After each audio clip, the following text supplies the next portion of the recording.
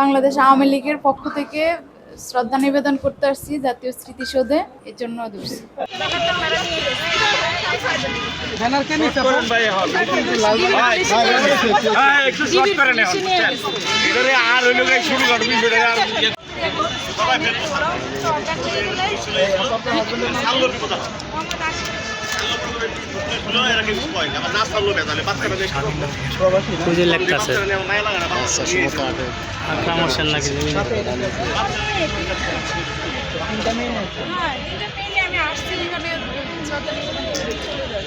জয় Bangla slogan দেওয়া যাবে না, জয় বাংলা কি রোমান দেয় নাই, স্বাধীনতা আগে কোনো অবদান ছিল না, শুধুমাত্র একচেটিয়া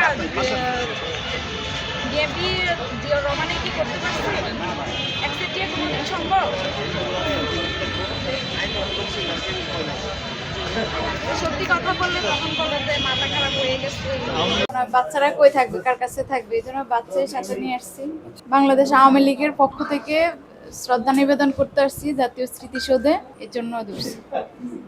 যে আওয়ামী লীগ নাকি কেউ পাঠায়নি, আমি নিজের ইচ্ছায় আসছি, বাসে করে আসছি। কেউ যদি পাঠাইতো তাহলে আমি গাড়িতে করে কারো সাথে আসতাম।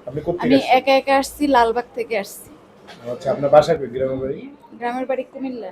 এই পতাকাও নিয়ে আসছিলেন না জি সাথে? জি, এই পতাকা নিয়ে আসছি। আপনি কি করতেন? আপনি আওয়ামী লীগের পদে ছিলেন? আওয়ামী লীগের কোনো পদে ছিলাম না। 5 আগস্টের পরে আমি আওয়ামী লীগ করি, তৃণমূল করি। আপনার নাম কি? 5 আগস্টের পরে? জি। আগে করতেন না? না, কোন দলে পদবিতে নাই। আপনার নাম কি আপা? মোহাম্মদ তাহমিনা আক্তার। কোথা থেকে আসছেন? আমি লালবাগ থেকে এসেছি। কি করেন?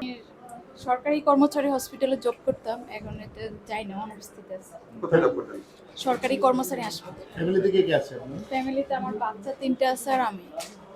আপনার কে কে আছে? এখানে আমার বাচ্চা 3টা আর আমি।